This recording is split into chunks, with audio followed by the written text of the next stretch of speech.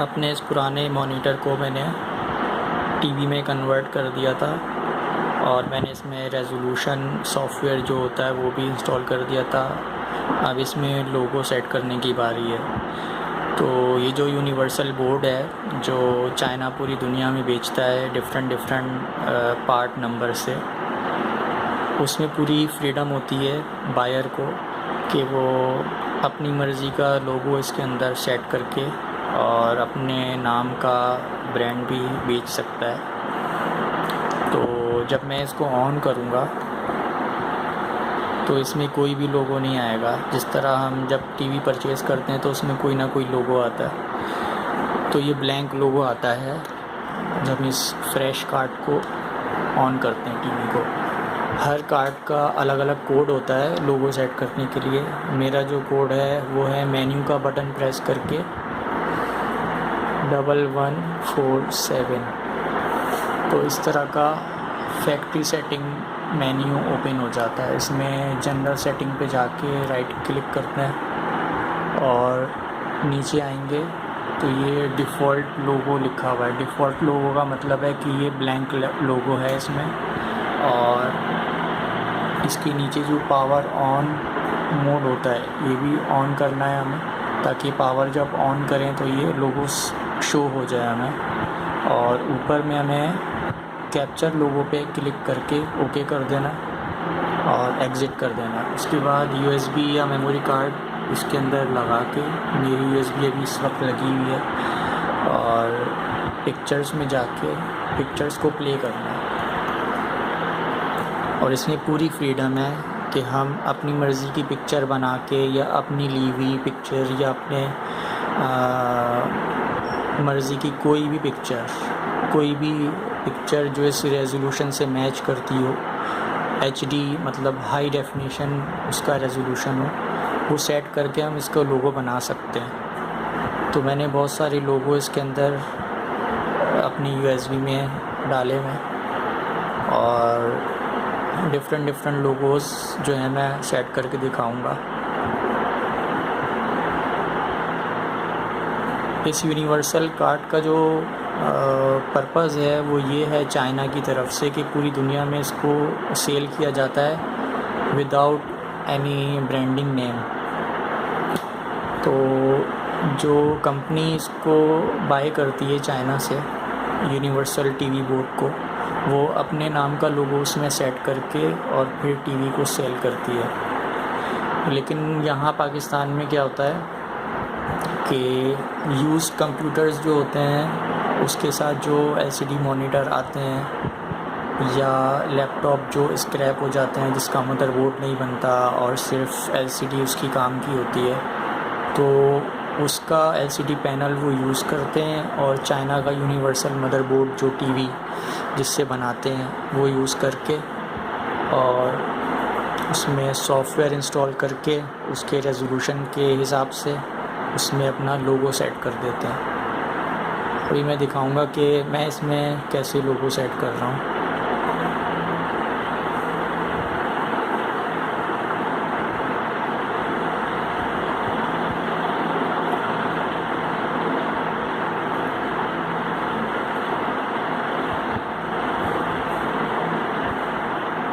सबसे पहले मैं सैमसंग मलेशिया के नाम से लोगो सेट करके दिखाऊंगा।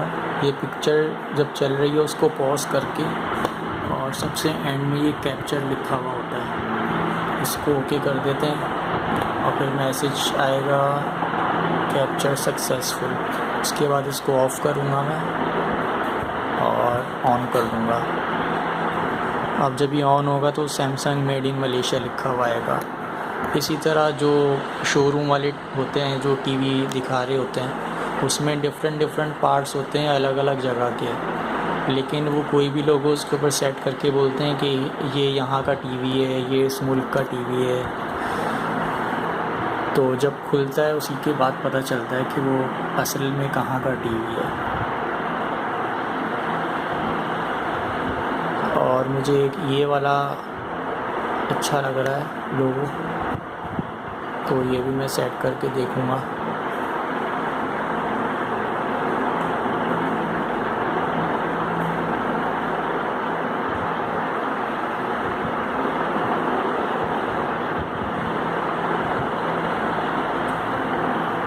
मेरा जो ये मॉनिटर था ये भी सैमसंग चाइना है, तो आखिर में मैं इसमें सैमसंग का ही लोगो सेट करूँगा, लेकिन बस मैं ये दिखा रहा हूँ कि हम इसमें कोई भी लोगो सेट कर सकते हैं।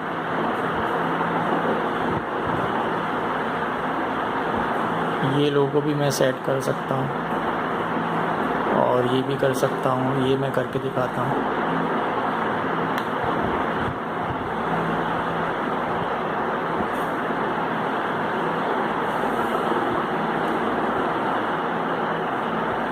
तो अब ये LG का टीवी बन गया।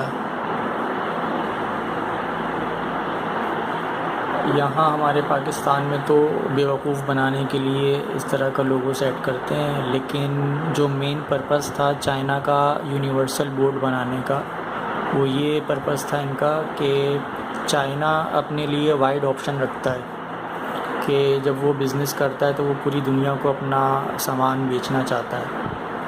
तो इस तरह ये इंटरनेशनल कंपनीज़ होती हैं बहुत बड़ी बड़ी, कई मर्तबा इनको इलेक्ट्रॉनिक आइटम्स चाहिए होते हैं, मदरबोर्ड वगैरह, जो कि बने बनाए हों, सिर्फ उसको असेंबल करना हो। तो ये चाइना से वो मदरबोर्ड परचेज़ करते हैं ताकि एंड में वो अपना लोगो लगा के और उसको सेल कर दें। लेकिन पाकिस्तान में फ्रॉड होता है, वो सस्ती चीज़ों को ख़रीद के, जैसे स्क्रैप मॉनिटर्स होते हैं, LCD मॉनिटर्स, या लैपटॉप के ख़राब जो बोर्ड वाले पैनल होते हैं, उसको कई बार वो रिपेयर करके, और कई मर्तबा सिर्फ लैपटॉप का बोर्ड ख़राब होता है और LCD पैनल सही होते हैं, तो उसको वो अपने टीवी में फ़िट करके और लोगो अच्छा सा लगा के किसी अच्छी कंपनी का, और उसको टीवी बना के वो बेच देगा। तो ये कहानी है इलेक्ट्रॉनिक बिज़नेस की कि चाइना बहुत सारे काम ऐसे करता है जिससे बहुत सारे लोगों को फ्रॉड करने का मौका मिल जाता है।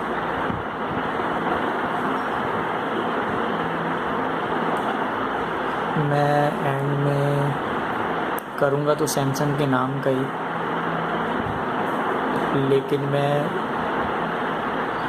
जितना हो सकता है लोगो सेट करके दिखाना चाह रहा हूँ। अब मैं इसको पैनासोनिक का टीवी बना दूँगा।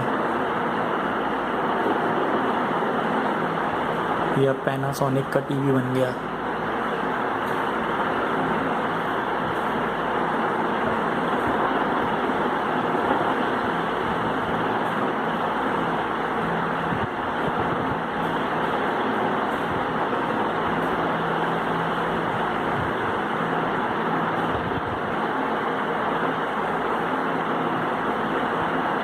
फ़िलिप्स का भी बना देता हूँ एक बार।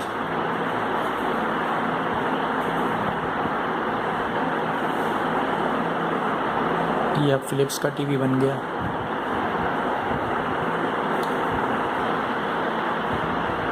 अब कोई और सा टीवी बना देता हूँ इसको।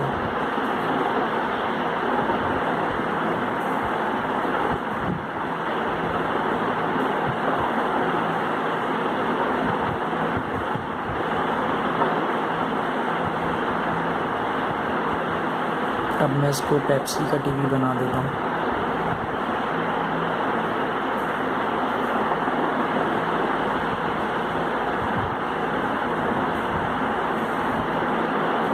अब ये पेप्सी का टीवी बन गया, जबकि पेप्सी टीवी नहीं बनाता।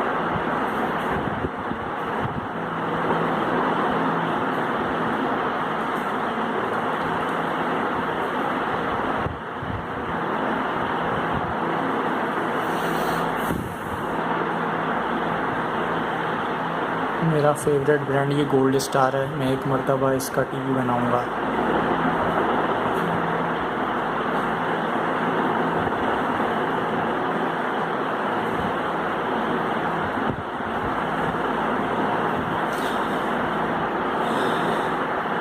ये जो गोल्ड स्टार ब्रांड था ये LG में कन्वर्ट हो गया था, और LG में कन्वर्ट होने के बाद इसके प्रोडक्ट और अच्छे हो गए। और सबसे अच्छा डिस्प्ले इसी का होता है LG का। HP वाले ज़्यादातर अपने लैपटॉप्स में जिसमें बहुत ही हाई रेजोल्यूशन होता है फुल HD, उसके अंदर LG के LCD पैनल्स यूज़ होते हैं। मैंने जब HP का लैपटॉप ख़रीदा था उसमें ग्राफिक कार्ड भी था, तो बेसिकली वो जो लैपटॉप था वो बना ही ग्राफिक्स के लिए था, यानी उसके ऊपर फ़ोटोशॉप का काम करना और मीडिया से रिलेटेड जिसमें ज़्यादातर कलर्स होते हैं और पिक्चर्स होती हैं हाई डेफिनेशंस, तो उसमें अच्छे LCD पैनल की ज़रूरत पड़ती है जो फुल HD हो, हाई रेजोल्यूशन हो उसका।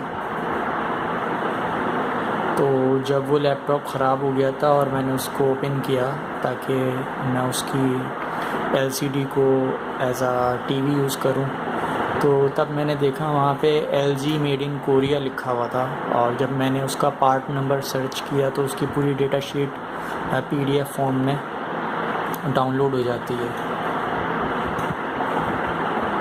तो फिर जाके पता चलता है कि वो जो LCD पैनल था वो कोरिया में बना था, LG कंपनी ने उसको बनाया था। HP जो लैपटॉप बनाने वाली कंपनी है उसके लिए बनाया था, और उसका पूरा ईयर लिखा हुआ था कि वो किस ईयर में बना था, और उसकी पूरी कंप्लीट डिटेल थी। और उसके अंदर ये भी लिखा हुआ होता है जितने भी LCD मॉनिटर्स या लैपटॉप होते हैं उसके अंदर जो भी LCD स्क्रीन होती है उसको किस चीज़ से साफ़ करना है और किस चीज़ से साफ़ नहीं करना, ये भी लिखा हुआ होता है। और उसको किस एनवायरनमेंट में रखना है, यानी कि रूम के अंदर डस्ट ना हो ज़्यादा और ज़्यादा ह्यूमिडिटी ना हो, और जब हम स्क्रीन को साफ़ करें तो कौन सा कपड़ा यूज़ करें, क्लॉथ जो होता है क्लीनिंग के लिए, और अगर हम पानी यूज़ करें तो वो कौन सा पानी होना चाहिए, उसकी जो pH वगैरह होती है वो किस साइड पे हो, एल्कलाइन हो या न्यूट्रल हो या एसिडिक हो।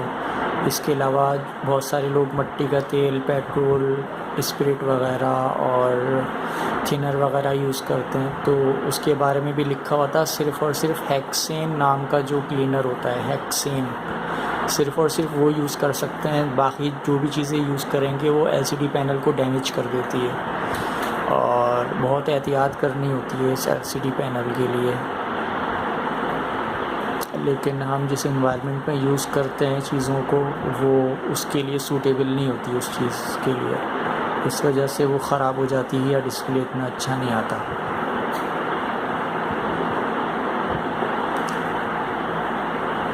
तो ये जो इलेक्ट्रॉनिक बिज़नेस है इसकी दुनिया बहुत ही इंटरेस्टिंग है, बहुत सारी चीज़ें हमें वक्त के साथ साथ पता चलती हैं।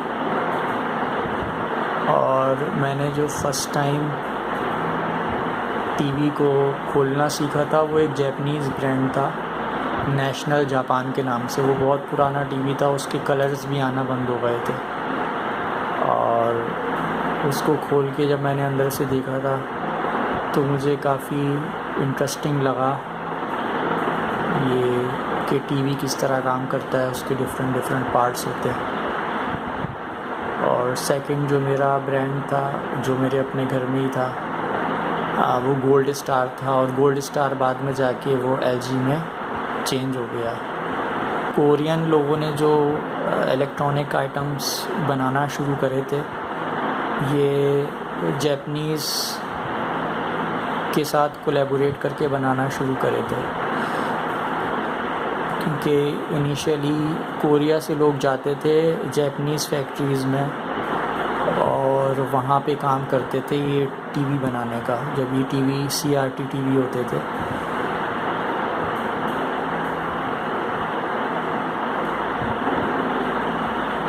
और इनके जो बिजनेसमैन होते हैं कोरियंस, इन्होंने जापानीज़ पार्ट्स ख़रीद के बहुत सारे और कुछ पार्ट्स अपने मुल्क में बना के इन्होंने TV बनाने शुरू करे थे।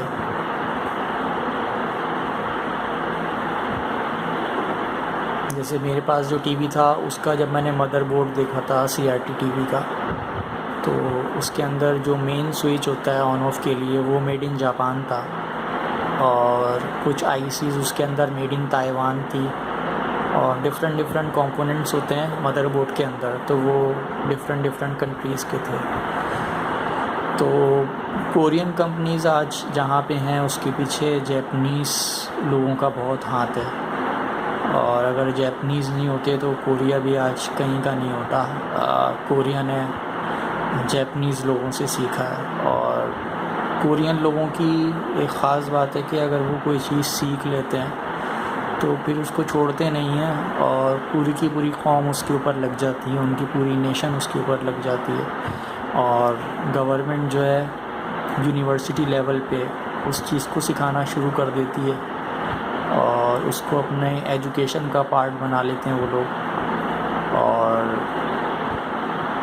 फिर उसी चीज़ से वो बिज़नेस करते हैं। जैसे सैमसंग की कंपनी जो है वो कोरियन यूनिवर्सिटी जो होती है, जब उस पर ग्रेजुएट हो जाते हैं दूसरे मुल्कों से लोग, जब वहाँ उनकी यूनिवर्सिटी में पढ़ने आते हैं, तो वहाँ जो प्रोफेसर्स होते हैं वो सैमसंग के लिए काम करते हैं। यानी कि सैमसंग की जो कंपनी है वो यूनिवर्सिटी को और प्रोफेसर्स को फ़ंड करती है कि हम लोग एक नई डेवलपमेंट करना चाह रहे हैं किसी भी फील्ड में, टेक्नोलॉजी में, तो आप इसके ऊपर रिसर्च करें। और वो रिसर्च जो है वो 7 साल और 10 साल 15 साल इस तरह की होती है। तो हमें आज जो भी इलेक्ट्रॉनिक आइटम्स में इतनी इनोवेशन मिल रही है, उसमें बहुत सारे स्टूडेंट्स के बहुत सारे साल हैं जो लग गए हैं, और इस तरह से जाके कोई भी ब्रांड बनता है। चाइना शॉर्टकट लेता है कि कोई भी कंपनी होती है वो रिसर्च करके एक नई इनोवेशन लेके आती है टेक्नोलॉजी में, और 5-6 साल बाद जब वो चीज़ें मार्केट में कॉमन हो जाती हैं तो फिर वो चाइना उसको बना के अपने नाम से सेल करना शुरू कर देता है। तो असल जो ओरिजिनल काम होता है वो कोरियन कंपनीज़ करती हैं या जापानीज़ कंपनीज़ करती हैं, और जब वो चीज़ें मार्केट में आ जाती हैं, लॉन्च हो जाती हैं, और चाइना के लोग उसको यूज़ करके और उसको रिवर्स इंजीनियर कर लेते हैं, फिर वो जाके ख़ुद उसको कॉपी करके बनाना शुरू कर देते हैं। तो मुझे बहुत शौक़ था कि मैं टेक्नोलॉजी की जो फील्ड है पूरी, इसके बारे में सारी नॉलेज लूँ, और जब मैंने टेक्नोलॉजी के बारे में पढ़ना शुरू किया और इसके अंदर काम करना शुरू किया, तब जाके समझ में आया कि ये किस तरह से चीज़ें सबसे पहले ईजाद होती हैं, और अगर ईजाद हुई भी होती हैं तो उसके अंदर चेंजेस किस तरह से आते हैं, और किस तरह से चीज़ों की एफिशिएंसी बढ़ती है।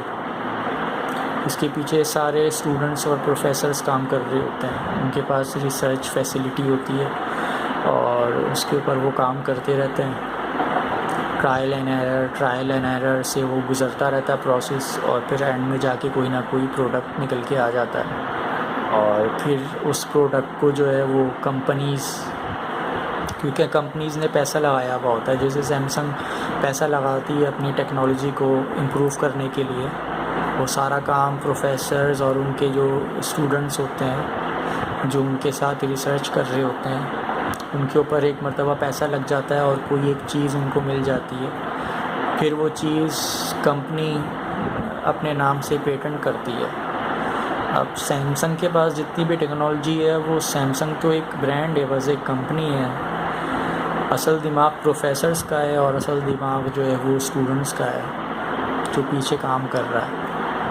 और कंपनी बाद में जो है जो उन्होंने पैसा इन्वेस्ट किया हुआ होता है स्टूडेंट्स पे और प्रोफेसर्स पे, बाद में वो उसको कैश कैसे करते हैं कि उनका प्रोडक्ट जो है वो और लोगों से और डिफरेंट ब्रांड से कंपटीशन में आ जाता है, कि कुछ इनोवेट कर रहा होता है ना वो टेक्नोलॉजी को।